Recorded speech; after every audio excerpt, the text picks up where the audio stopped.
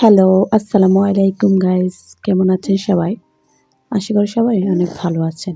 আজকে আমি একটা গল্প নিয়ে চলে এসেছি। মুরগি মাস্টার আর চালাক বাবুর গল্প। তো চলেন গল্পটি শুরু করা যাক। একটি গ্রাম ছিল, তার নাম হাসিখুশি গ্রাম। সে গ্রামের মানুষ দুঃখের সময়ও হাসত। গ্রামে থাকতো একজন অদ্ভুত লোক, তার নাম ছিল মুরগি মাস্টার। তিনি নিজেকে গ্রামের সবচেয়ে বড় জ্ঞানী মনে করতেন, কিন্তু তার সব জ্ঞানই ছিল মুরগি নিয়ে।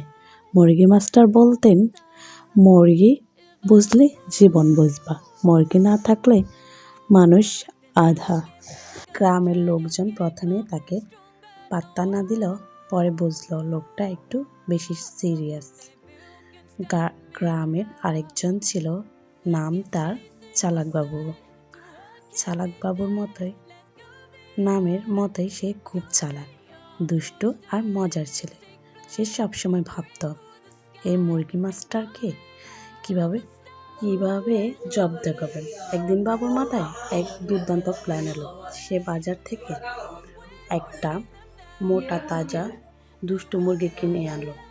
বাবু মুরগিটাকে বলল, তুমি আমার সব কথা শুনবে আর ঠিক সময়ে এই কাজ করবে। পরের দিন চায়ের দোকানে সবাই বসলো।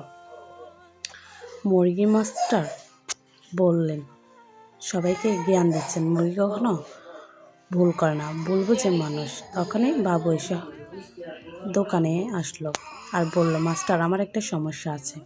মাস্টার বলল, কি সমস্যা বলো বাবা? মুরগি হলে সব পারবো আমি। বাবু বলল, মাস্টার, এই মুরগিটা কথা বলতে পারে। এই শুনে সবাই তো হতবাক হয়ে গেল। মুরগি কথা বলতে পারে? তাহলে তো আমরা ছাগল হয়ে উড়াবো। কিন্তু মুরগি মাস্টার বললেন, এটা অস্বাভাবিকের কিছু হতে পারে না, হয়তো মুরগি কথা বলতে পারে। তারপর তিনি মুরগিকে কোলে তুলে নিলেন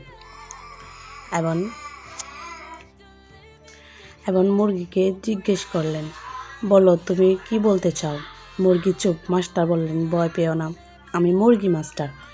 তিনি মুরগিকে কিছু বলতে চাচ্ছেন, তখনই ঠিক মুরগি তার কোলে একটা ডিম পেড়ে দিল। এই দেখে সবাই হাসতে লাগলেন, কিন্তু মাস্টার একটু লজ্জা পেলেন না।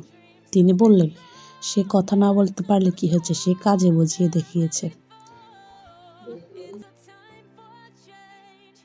আল্লাহ হাফিজ সবাইকে। ভালো থাকবেন সবাই। সাবস্ক্রাইব করুন আমার চ্যানেল।